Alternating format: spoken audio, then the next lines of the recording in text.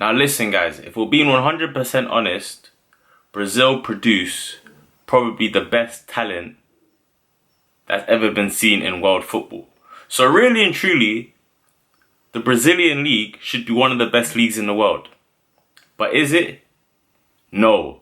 And we're going to discuss that in this video today. So stay tuned and let's see what I've got to say. You can love me again, again, again. You better love me again.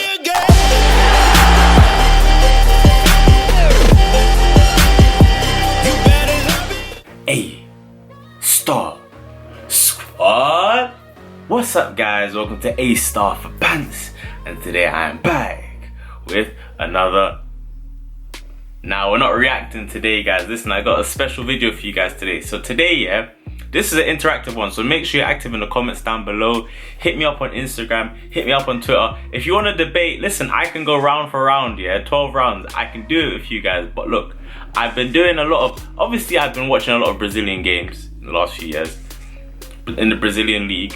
I've been watching, in fact, Libertadores Copa do Brazil, I've been watching all of it recently, yeah. So I feel like I've gathered enough evidence to have a strong opinion on this. So today, yeah, we're going to be talking about the Brazilian league and just football in Brazil in general, okay? And long story short, I feel like because of what we have, alright, let me put it this way. In England, we believe, yeah, that this is where football was created. And if you look at, I guess there's a, we kind of did, I've got a degree in sports science. We created football, right? But in terms of the beautiful game was created in Brazil. I think we can all agree with that. The beautiful game was created in Brazil, okay? With that being said, how comes the Brazilian league isn't better? How comes it's not the best? How comes it's not even one of the best? Why is it not top 5 leagues in the world? Why? And not just in terms of money, but in terms of quality entertainment. Like, why isn't it up there? Why isn't it broadcasted across the world? We're going to discuss that today, because I'm sure you guys know a lot more than me, but I'm going to tell you guys why I personally think that it's not one of the best leagues in the world, and the reasons why, like how I've come to that conclusion. So we're going to discuss that, but like I said, make sure you let me know in the comments down below your reasons in it and why you think, because this is what I think. I think I've got maybe 3 or 4 points, okay? So, point number 1. You sell all your best players. I can give you many examples of this. Every single time a Brazilian team is doing well in the Brazilian league, European teams, we come along, we check, we look. Listen, I've done it myself before. You know, I've been scouting Everton for a long time, yeah? But we come along, we look, and we say, okay, Palmeiras are doing well. They've got someone good up front. How old is he? What? 18. What's his name? Gabriel Jesus. We'll take him, thank you very much. That's what happens. How much do you want? Name your price. Europe takes all your best players. I can give you so many examples. So many examples. What? Did it not happen to Grêmio? They won the Libertadores. Where's King Arthur now? He's gone. He's not around no more. The guy's playing at Barcelona. You saw Flamengo doing dirts. You saw what Flamengo was doing last year, the year before. Lucas Paqueta, Vinicius Jr., both of them gone. Gone. And to be honest with you, sometimes your team doesn't even have to be doing necessarily well for Europe to come along and take your place. Look what happened to Rodrigo for Santos. Shining star in a team that wasn't particularly up there fighting for the title, but got taken. And this has been happening for a long time. Look at the past. King Neymar, grabbed from Santos from early, young age. Barcelona took him, swept him up. Now you lot got good money for him, but regardless, you know what I mean? Same thing happened with Lucas. Even before that, Ronaldo, Ronaldinho, Kaká, the list goes on. For as long as I can remember, all the best players in Brazil have been taken to Europe from a young age. So they haven't even been allowed to put the Brazilian league on their back and carry it to stardom. Do you get what I'm trying to say? Like, I can think of leagues, for example, when David Beckham went to MLS. I'm not trying to say MLS is one of the best leagues, but David Beckham went to MLS, carried MLS on his back, and MLS kind of gained prestige. Do you know what I mean? But that doesn't really happen at Brazil. You guys get your players back when they're quite, near retirement. Ronaldinho, Ronaldo, you get them back, you let them play in Brazil again. But it's not really the same. They're past their prime. So that's reason number one. You sell all your best players. Reason number two, yeah, and I've witnessed this myself.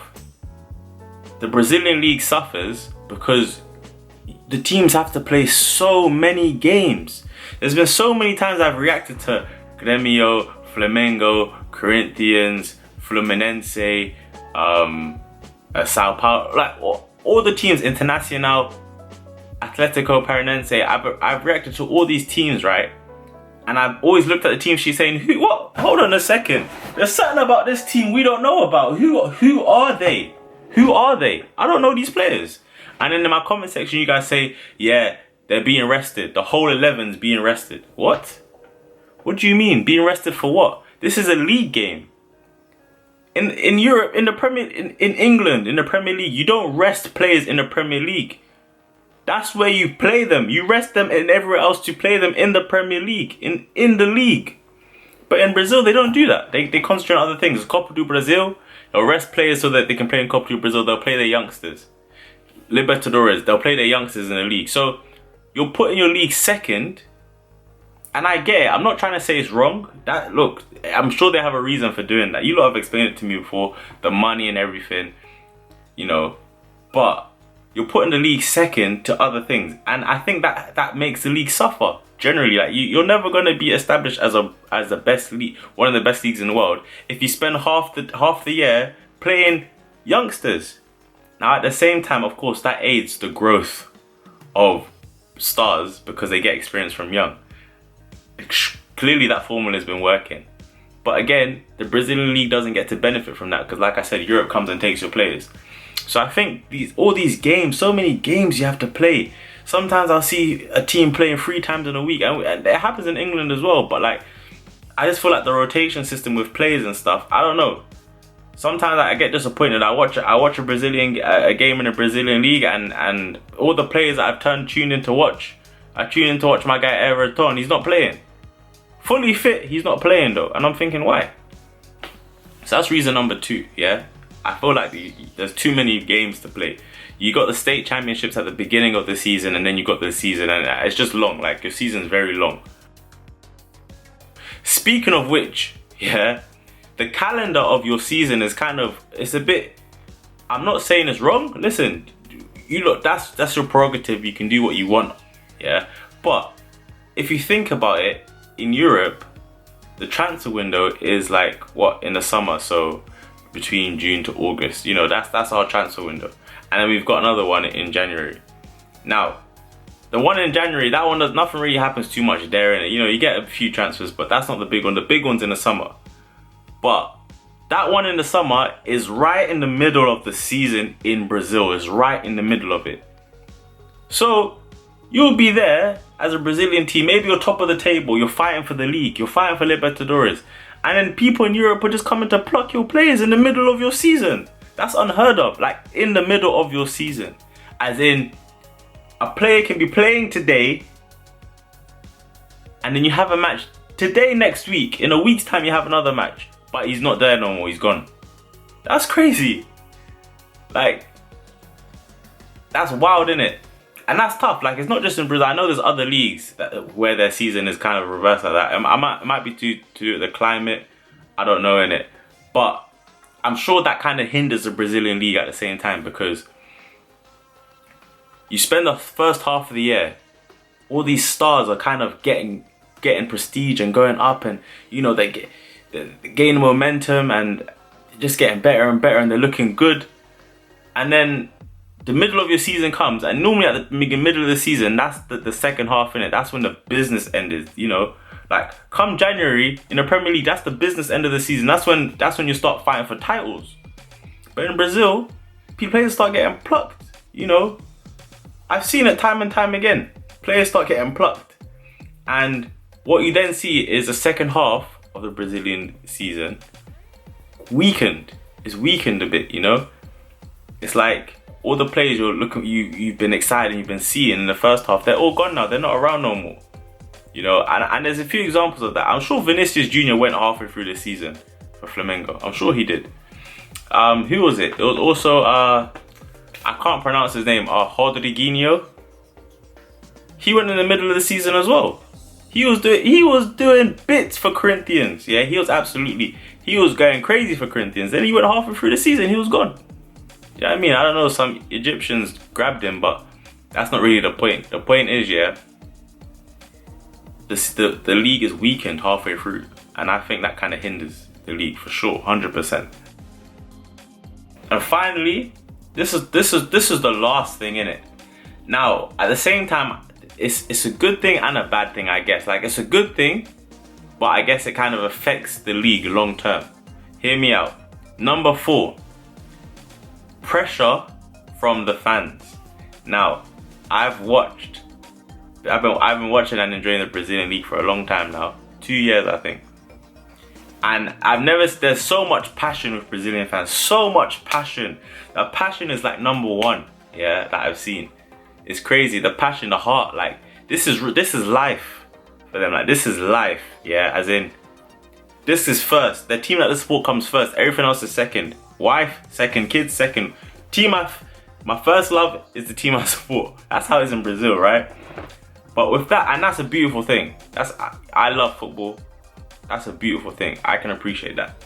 However, and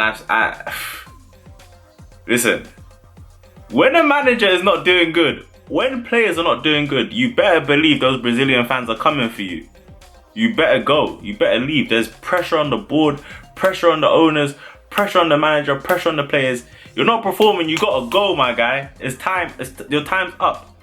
And I remember the reason why I'm saying this is because last season when we had Mourinho, a lot of people were messaging me saying, "Oh, if this was in Brazil and Mourinho was performing like this, the fans would have made sure he was out of the club by now." The fans would have made sure, not owners, not nothing. The fans would have made sure he was out. Listen to what I'm saying. Now, I'm not necessarily that's a bad thing. However, if a manager it kind of stops a manager from having a long-term plan. If he's thinking, like, kind of like, you know, Grêmio, I think their manager, who was it, Renato Gaucho. I think he's been there since, like, what? He's been there for a few years now. Since I've been watching Brazilian football, he's been the same manager for Grêmio. So you can see the consistency. You can see what he's doing there. You can see what he's building, you know. But at other teams, I'm sure I've seen 3-4 different managers at teams before in one season. The whole long-term plan thing is never, the longevity thing is never, it's all short-term, you know? And I feel like that maybe affects the Brazilian league as well, like the whole short-term thinking, like, you're not doing well, bye. We'll figure it out. But if you're not doing well, get out. We don't know who's gonna replace you, but you gotta go. It's kind of like with Man United right now. Obviously, Man United, we're not doing well right now. Solskjaer, it's not working out at the moment. If that was Brazil, they'd be like, Solskjaer, get him out. He'd be gone by now, but they wouldn't be like, who should we get in instead? No, we've got no manager now, that's fine. That's the impression I've had. Okay, that's what I'm trying to say, that's the impression I've had. So, like I said, I feel like that kind of stops teams. And also, if you're a player, if you're a young player or a top player, and you've been playing well, you've been given your chance by this manager, and then 2 months later he's been sacked because you've had a few bad results, and then Real Madrid come calling, why would you not leave? Think about it. It's like, okay, well, my boy got sacked, and now you're bringing in another manager. I don't know if he'll like me, but I'll tell you who does like me. Zinedine Zidane likes me. I'm going. Do you know what I mean? Just think about it. So that's just my personal opinion in it, but let me know what you guys think. So those are the 4 reasons. Like I said, you sell all your players. That's one. What was the second reason? Oh, you play too many. Well, you play so many games. I wouldn't say too many, but it's a lot. You can tell me whether that's too many or not. Yeah. The calendar, your footballing calendar, kind of works in our favor rather than your own. Whether you can help it or not, it works in our favor because, you know, I told you it's two halves. The first half is strong, the second half gets weakened. And then the fourth reason, which was the pressure from fans. Like, there's a lot of pressure in it, and that's basically why I feel like there's such a beautiful and unique league, which is the Brazilian league, the Brasileiro Serie A. It's such a unique league, and if you've never watched it, I highly recommend. However, in terms of it kind of getting that recognition on a global scale, I feel like not all of those problems can be resolved, but I feel like, you know, something, they need to kind of confront those issues somehow and kind of sort them out if they want it to be like one of those, you know what I mean? But that's just my opinion. Like I said, let me know what you guys think in it. But look, I know this was different, there was no reaction, and I'm sorry because I know a lot of you have no idea what I'm saying. But if you did like this video and you'd like to hear more stuff about my opinion, then let me know. Subscribe, smash the like button, and let me know what other topics you want me to talk about in my comments down below and on Instagram in my DM. But yes guys, we're gonna leave it there. So thank you for watching the video. If you enjoyed it, then please make sure you're really smashing up the like button. As always, dive into the comments and let me know what else you'd like to see. Share the video because sharing is caring, and subscribe. Come on in the squad. Whoos. Remember, I told you guys I'm gonna try and upload every single day this week, so let me know what you want to see, hear, watch, whatever. Okay? I'll catch you guys in the next video. Until next time. Peace. Feel just like a rock star.